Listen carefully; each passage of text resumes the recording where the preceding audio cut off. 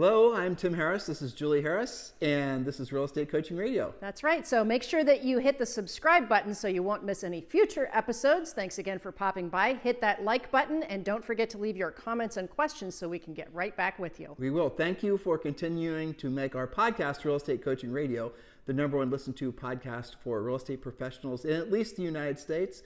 And let us know what you think about this video. Leave your comments below. Thank you. 3, 2, 1, and we are back. And welcome to day 3. And what we're focusing on this week are the least effective to most effective real estate lead generation ideas. If you've not heard our first 2 days, please go back and listen to those 2 days, because we do set up a foundational set of agreements of what we are thinking about when we're, essentially valuing these ideas from least effective to most effective. For example, is it going to be something that's going to cost you any money? That's going to, frankly, lean us towards the least effective, not because it doesn't work necessarily, but because there's ways for you to generate better, essentially the same or better quality leads for free. So that's going to be something that's going to push a lead generation idea, in this case, higher on the list towards the least effective source of lead generation. And another thing would be is whether or not it's very complicated, or it takes a long time to master, or it takes a long time to see results from all those things. So make sure you've listened to the first 2 days. And just to let you know how many points you've missed, we've gone through 18 lead generation ideas so far, and now we're on point number 19, and we're working down the list towards number 1. And number 1, and really the top 5, are the most effective, the least expensive ways for you to generate primarily listing leads. And I'm going to say that again. Stay tuned, because, points 1 through 5 really are going to be the most effective, least expensive ways for you to generate listing leads, which is what all of you guys can certainly focus on in this changing market. So Julie, without any further delay, let's pick up on point number 19. Yes, again, working our way up the list from least effective to most effective. We are now on number 19, Boomtown, KV Core, and similar platforms. Now, these types of things are not that expensive to set up in the first place, but will cost more money to systematize, upgrade, and optimize. They also always require additional training. Your results greatly depend on the actual money that you spend on paid ads and the enhancements to those systems. That's it. That's the bottom line. Now, again, this is point number 19. Point number 19 means that it is effective, but it's not as effective, say, point number 12. Now, again, bottom line, Julie just said it. To make these things really work, you're going to have to start spending money to generate paid leads that then flow through your KV Core, Boomtown, or similar platform. And that's something that, frankly, not a lot of you guys have. You're not going to have the luxury of time to wait for something to work, to figure out how to make it work. To tweak it. Not to mention all the, the potential threat vectors, as we discussed yesterday, when creating your quote unquote funnel. Julie and I use funnels on our own real estate coaching business. We are advocates of it. We teach you guys how to do it, but we don't want you primarily focusing on essentially elaborate lead generation schemes when it comes to building your foundations or your core spokes in your lead generation wheel. And really I was thinking about this before I hit record today, Julie. Mm-hmm. If you had to take, listeners, so let's just imagine you have to take 5 listing leads in the next 30 days. You have to take, not just, I'll even make it even tougher. You have to take 3 listings in the next 30 days. And when you do, you get to be the richest man in the world, richest woman in the world. You get to essentially have all the things you've ever wanted in life and more. All you've got to do is take 3 listing leads in the next 30 days. How would you do it? Now, think about it. How would you do it? And here's the funny answer, having asked an iteration of that question a million times. Yeah. I usually ask the question, what would you stop doing? So you have to take 3 listings in the next 30 days, and you have $1 million, prize at the end of the 30 days just for having taken 3 listings. What would you stop doing? And agents are very quick to know where, and it's funny when you frame it like that, they're more than willing to admit that they know most of the things that they are lying to themselves about being great sources of lead generation are not. And they'll instantly say, well, I'd stop doing, for example, this, and I'd stop doing that. Okay, great. So what would you start doing?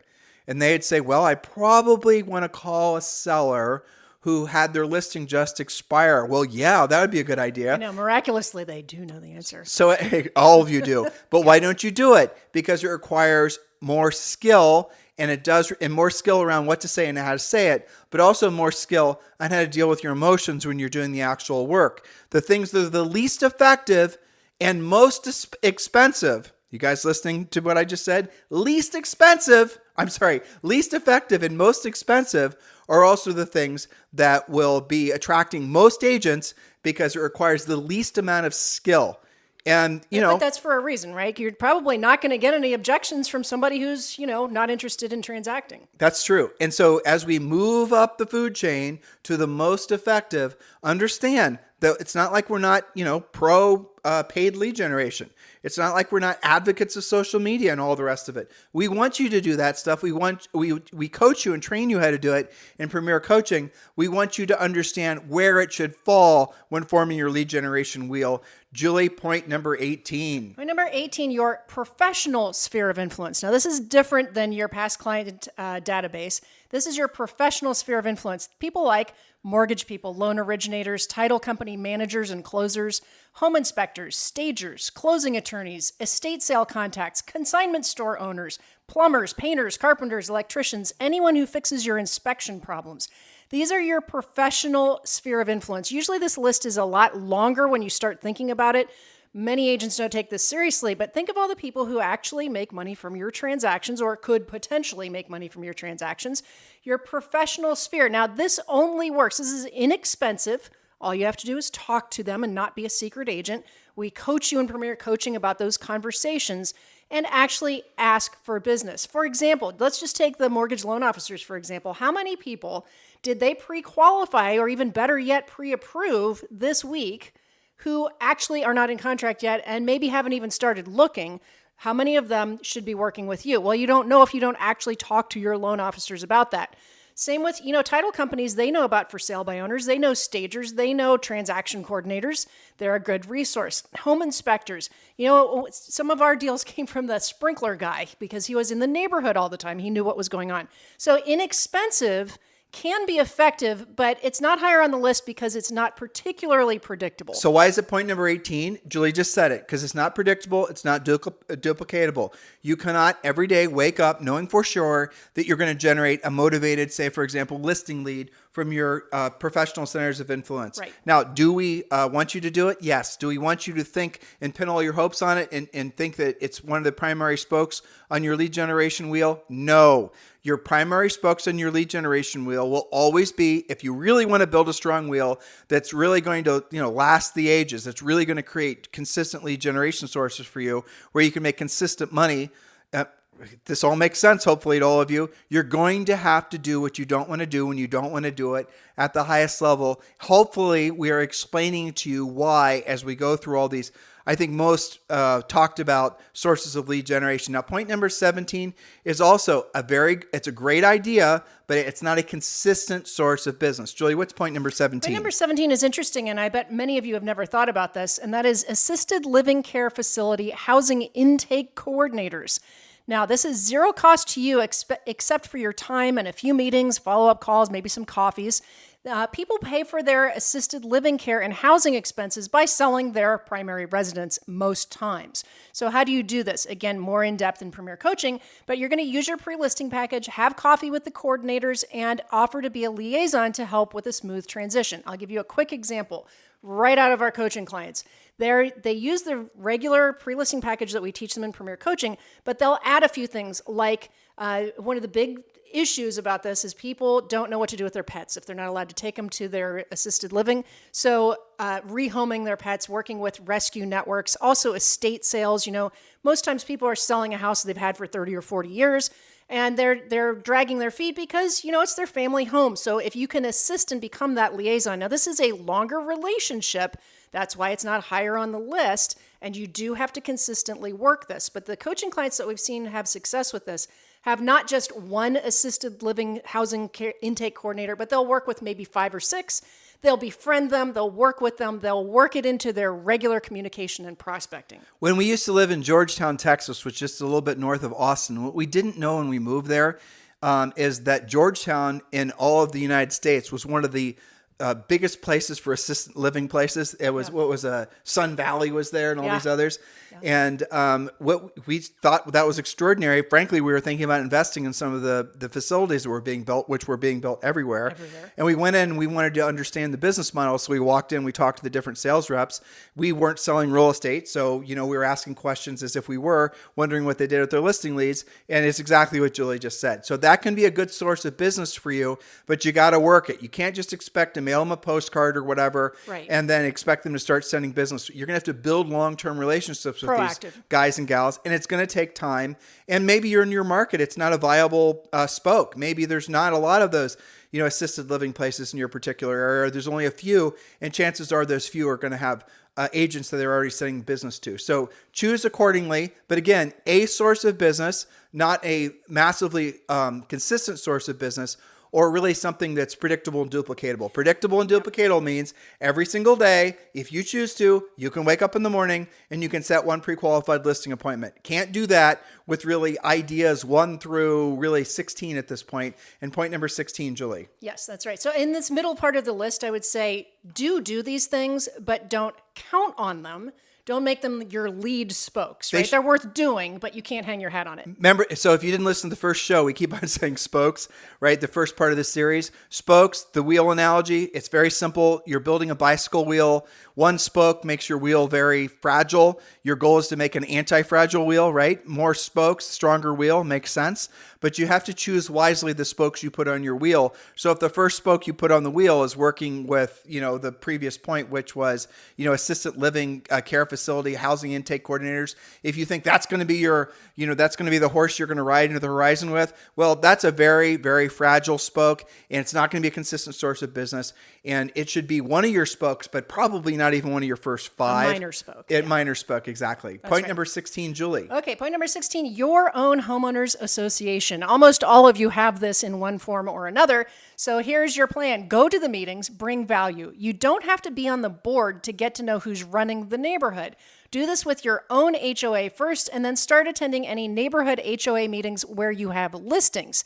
Now, you might find out who's behind on their HOA dues. Sometimes this is an early indicator that they need to sell. Might be a good reason to be talking to people, networking with the people on the boards. Now, the only cost to you on this is your time. It can be effective assuming that you maintain the relationships and actually talk about real estate. In parts of the country, like for example, Manhattan, have a ton of clients in Manhattan, coaching clients have had over the years. In some of those cases, you have to actually let the HOA, and it's called different things, right? And know that you're going to be putting your unit for sale. So what you're going to discover also is the HOA is going to know what units are coming for sale. Yes. Julie mentioned, here's another thought for you. Let's say you're down in Florida and there's a lot of people with VRBOs in a particular homeowners association. And then that VRBO or that homeowners association's going to know which ones are essentially VRBOs. Most likely they're going to know, they're going to have a list, and you're going to be able to take that list. It's going to give you insight of who might be more motivated to sell. But understand this is not a predictable and duplicatable source of business. You can join the HOA, you can work your HOA, you can get access to information that would only be available to people in the HOA. It's just information. It's not going to be an actual verified, I want to sell my house type lead. It's not predictable. It's not duplicatable. Isn't expensive though. It isn't expensive. If I don't say, I would not agree that going to HOA meetings isn't expensive. I'd say mentally, maybe the psychological trauma is costly, but you guys get the point. Yes, but okay, so just a tiny spin off this. Many of our coaching clients work buildings, high-rise and mid-rise buildings, and they have been very successful taking their upcoming listings to those boards. Why? Because usually people on an HOA are enthusiasts for the neighborhood or the building, and oftentimes they will sell another unit to somebody who is already invested in that building, right? Maybe they're on the HOA, maybe they're not.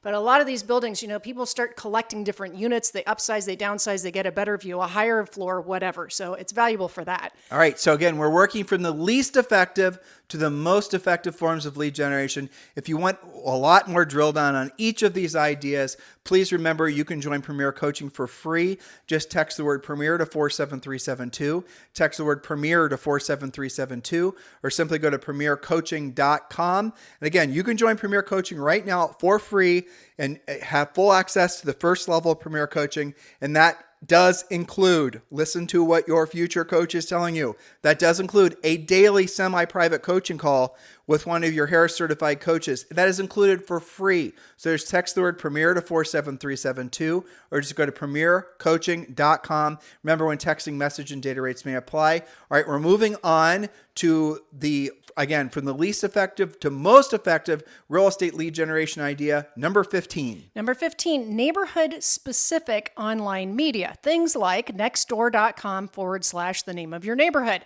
As well as using Nextdoor for all of your listings, you can also use Nextdoor for finding homes to sell to your buyers, neighborhood-specific Facebook pages, neighborhood-specific WhatsApp groups.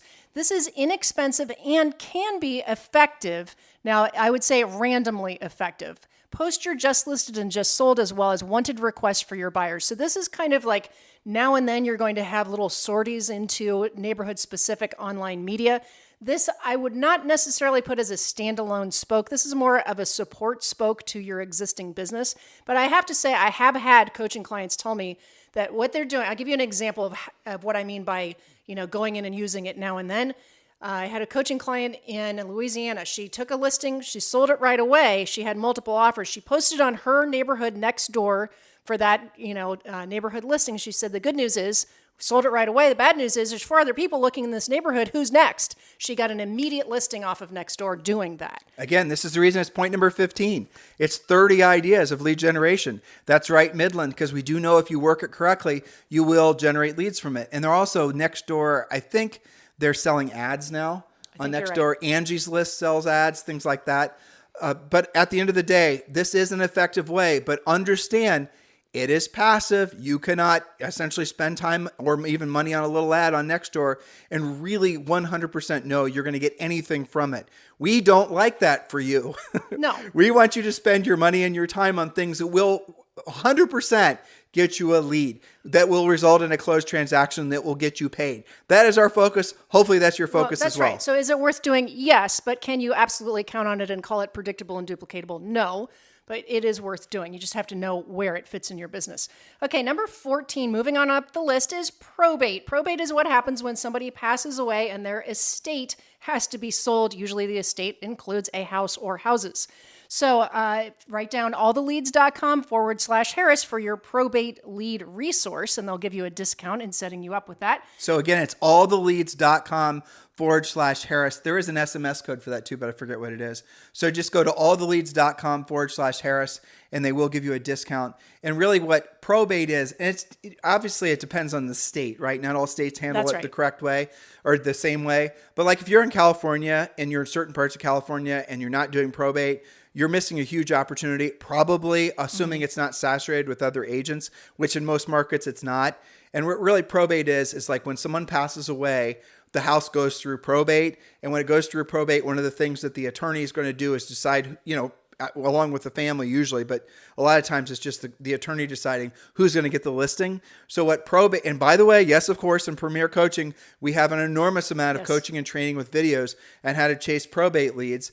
Matter of fact, the coach from All the Leads has created coaching videos on Premier Coaching. That's right. Teaching guys who used to be the actual system to do it. Right. Who used to be one of our formal coaches, by the way. Mm-hmm. Yes. What's his name? What's his first name? You just asked me. I caught her. It'll hit me in a second. Yeah, I know. Speaking of which. But yes, so go to alltheleads.com/Harris and learn how to work probate leads, because then you're going to discover, you're going to get access to full information on who the attorney is, phone numbers, information on the house, scripts, everything you're supposed to say. And this has been probate, again, it's number 14 on the list of, 30-ish ideas. Probate for some of our coaching clients has become one of their top 5 spokes, depending on how diligent they were. I remember Bill Bird, for example, depending on how diligent they were about following up with the attorneys. And, you got to obviously work it just like you do everything else, but then you start getting consistent business from it. Yes. Now, this is higher on the list specifically because the intent is there, right? There is a listing that needs to be sold. There is an executor of the estate that has been, appointed by an attorney who has said this home will be sold. Now, this is point number 14 and a half. I missed it. No, but this is a really good point, Julie. You're you're saying the exact right thing at the exact right time, as you always do. So probate, the nice thing about point number 14 and all the points that are after this, you're going to notice what Julie just said is true. The intent completely is changing. If you're, for example, you're back on point number, let's say 18, your professional sphere of influence, there's no real intent. There's no real, like you can't call up your plumber and he's not going to intentionally be looking for listing leads for you or have listing leads or not really in the listing leads or buyer leads. You might not even be thinking about real estate today. There's no intent there. With probate, you're going to find real estate that needs to be sold. Our primary focus, and we're hoping your primary focus is always going to be on on the listing side of the business, because everything comes from listings. Leverage comes from listings. Everything that you want in your real estate practice comes from being focused on being a listing agent. Probate and all of our points going forward are all going to be dealing directly with actual listings and buyers that want to transact. It's not speculative. The intent of contacting an attorney is to get the listing lead. The intent of all of our future points is specifically going to be getting leads. It's less speculative. Yes. It's more targeted. Hopefully that makes sense. And we're starting to see more skill here too. You said you had a point number 14. Point number 14 and a half, because that slipped past me, and that is real estate investor groups. Okay, so they're there specifically about real estate. Questions you might ask is, who has homes they're flipping? That's a listing opportunity. What are investors looking to buy? Maybe you have that in your listing inventory or coming up. Who is developing new projects? Listing opportunity. Are investors looking for land? Maybe you can bring them land and also develop with them. So again, the intent is there. We're there to talk about real estate. And your only challenge is finding those investor groups. They're online. You can use meetup.com. You can use Facebook groups for that. But again, the intent is there. Go ahead. So just to really confuse you, Yeah. We're going to call this point number 13. And again, here's another way of using real estate investor groups. We've had a lot of coaching clients over the years that have done this as well. You find usually, it's so funny how informal a lot of these investor groups, they usually start on Facebook and then they'll end up meeting at like the local Starbucks or whatever every Wednesday at 9 a.m. or whatever. So a lot of these guys are wholesalers or they're flippers. Mm-hmm. So they're the ones that will run ads. They're doing what's, the We Buy Ugly Houses types, where they'll look for houses where the owners want to wholesale. The owners will then, contact them, or sometimes the really good ones will go and knock on the door and ask if the person wants to sell the house type of thing. Well, 80% of the time, 90% of the time, the owner's going to say no because they don't like the offer that they're receiving. But that doesn't mean that's still not a viable listing lead for you. So when you find these investors that are focusing on wholesaling and flipping, you're going to find a lot of times these investors or these real estate, some of them don't even have real estate licenses. It's not uncommon at all for a lot of these people not to have real estate licenses. So ask them what they're doing with the leads that they generate where the people decline the offer, and then you're going to create another source of potential business. The way to essentially win them over is when you come across somebody that wants to quote unquote wholesale their house, then you flip that to that potential investor. You're going to dig around on Facebook primarily. That's where most of these little localized groups are hiding out. Do just some keyword searches on Facebook. You'll find them. Go to Google, do some keyword searches there. Ask your local board of your association of realtors. Ask them, you guys get the idea. Do some homework. And then when you first start going to these events, and we coach you up how to do this in Premier Coaching, just be there to listen, understand the jib jab. You got to listen to, what the vernacular they use if you're not familiar with that. It's a good place to learn. Into the space. Yeah. And by the way, a lot of you are going to start discovering it's a hell of a great place for you to start building your own real estate portfolio. Yes. Yeah, that's a great idea too, right? Yeah. But yeah, so real estate investors is point number 13. Now, why is it not higher up on our list? Simply because it's not a predictable and duplicatable source of business, but it's a hell of a lot better than cold door knocking. I think all of you will agree, because you're dealing with people that are going to have been dealing with directly with prospective sellers, which are then going to be hypothetical listing leads for you. So Julie, hopefully I won't confuse you. Point number 12. Yes, referral-based companies. Now, I do like this because there is absolutely a listing, sometimes buyers, but mostly listings. There will be a commission made. So that's good. It's real estate specific. I don't like it so much because you can end up paying as much as 35%. I think some reload companies are up to 41% in 43. fees. 43%. Some of them are 43. Yep. Yeah. So what are companies like this? Well, OpCity, UpNest, HomeLight, Clever. There's tons of these. Tons of these. And they do range. They're not all 35 to 40%. Some of them they have a sliding scale depending on the closing price. There's lots of different models to this. So the good thing is, obviously, there is a deal to be done there. The bad thing is it is a fairly costly deal. The good part about this, though, is in some cases, especially with corporate relocation, the the price tends to be higher. The listing price tends to be higher for executives. And it does give you a listing to work with. You can do all of the things we teach you in Premier Coaching. Just because it was a referral-based listing doesn't mean you're not going to monetize it like you would anything else. I think it actually puts more pressure on you to do more of the stuff so that you can spin off more business. And your for sale sign doesn't say, hey, I paid 35%. It says sold. Then that gives you other activity you can do in the neighborhood. So there is a place for that. It's higher on the list because it clearly is a deal. Well, dealing with reload companies in particular, it is. Do you have reload companies? Yes, you do. Yes. I won't step on okay. Your future point. But yeah, so those referral-based companies, those can be a good source of business, but you really better be doing the math on how much you're going to be netting from that transaction. And you better use it for all it's worth. When you take a listing, you're paying like 35% of it. Yeah, and it's a lot, which, that's going to be something that, depending on where you're at in your career, you might want to consider doing that. But again, do figure in what your actual net from that transaction is going to be. Because if it's a buyer and they're, looking for something that's going to require you showing them a lot of houses over a lot of time, and you're having to pay a 35% referral fee and you're going to end up making like $5, well, you maybe don't want to work that lead. But it is, to Julie's point, clearly a motivated lead, but it's clearly very expensive. By the way, the reason it's expensive is because they're charging you for what, frankly, you should have been doing yourself, was generating your own lead. So they're going to generate a lead, they're going to pre-qualify the lead, and then they're going to sell it to you, and then they're going to make the margin because you were not willing to do it yourself. It's a lazy charge. It's a lazy upcharge. Well, it is. I'm just saying. All right, point number, this is going 11. To be 11. Yes. Buyer and seller seminars. Now, there's two ways to do this. You can do it in person. You can do it online using Facebook Live or Zoom or some combination of that. So buyer and seller seminars. And again, this is something that we really drill down on in Premier Coaching. You can do a buyer and seller seminar together. You could do a home selling seminar. You could do a first-time buyer seminar. There's lots of different iterations of this. Investors. But again, people are going to your Facebook Live because they saw you talk about your upcoming first-time buyer seminar. They're there on purpose. They have self-identified as a potential buyer or seller, so that's good. Depending on your market, you might want to do a seminar on how to buy a short-term rental, right? I mean, VRBOs, there's a lot of people that are making a lot of money off short-term rentals.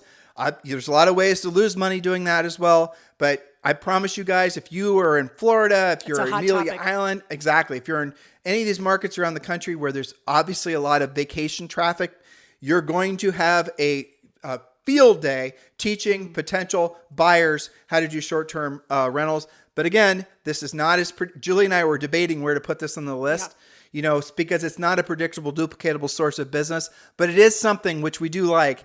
If you did, for example, to Julie's point, if you did a presentation on Facebook, you can record that presentation and then you can set that to autoplay every Monday at 9 a.m. or whatever time it is. You can post it on YouTube. You can repurpose a lot of that. And we like efficient tools like that. I was going to ask you, have you ever had anybody use Clubhouse to do a buyer or seller seminar? Not because that's an inexpensive way to It's a great idea. But so you're touching on something. You can create, for example, this podcast. Julie and I can take this podcast hypothetically, and we can load this up to Clubhouse. So we can all then take this podcast. You guys know we do this, and we then can make this podcast into a series of 2-minute videos that will then go on TikTok, will go on YouTube, will go on Instagram, will go on. You guys get the point. So you can take one form of media and you can splice it and dice it and put it in a million different places. If what I just told you is making your head spin, I get it. It's not easy or simple to understand, let alone implement. That is the reason that essentially the passive sources of lead generation require more time, more effort, more money, and are the least effective, because everything I just rattled off will not be guaranteed to put a actual qualified lead in your pocket. Unlike the previous point where we're talking about referral-based companies. So here's what we're going to do. We're going to level off for today. We're going to pick up on point number 10. Yep. 10 tomorrow. And so we're hoping to finish these points this week. Thank you for all the great feedback on this podcast series we're doing. Hopefully we're helping you guys to understand and frankly have a lot of clarity on what works and what doesn't and why when it comes to real estate lead generation. One of the things that absolutely does work that all of you should be doing is joining Premier Coaching. Text the word Premier to 47372 or just go to premiercoaching.com. If you're listening to us on YouTube, please do subscribe to our YouTube channel. Thank you for continuing to make this this, the number one listened to daily podcast for real estate professionals in the United States. Oh, and another little surprise we found out late last week, we were named the number one real estate coaches for 2022 by Agent Magazine, which we didn't expect. So that was really nice as well. Thank you for your continued support, guys. We're doing our best to make it so that you make the best of this new changing market. You are in the right place at the right time. Now it's time for you to take the right actions. Have a fantastic day. We'll talk with you on the show tomorrow. Hello, thank you for having watched this video. Please remember to subscribe to our YouTube channel. That's right. And don't forget to hit that like button, leave your comments and questions below, and we will get right back with you. Thank you for watching this video. And remember to watch the next one. You're going to love that one.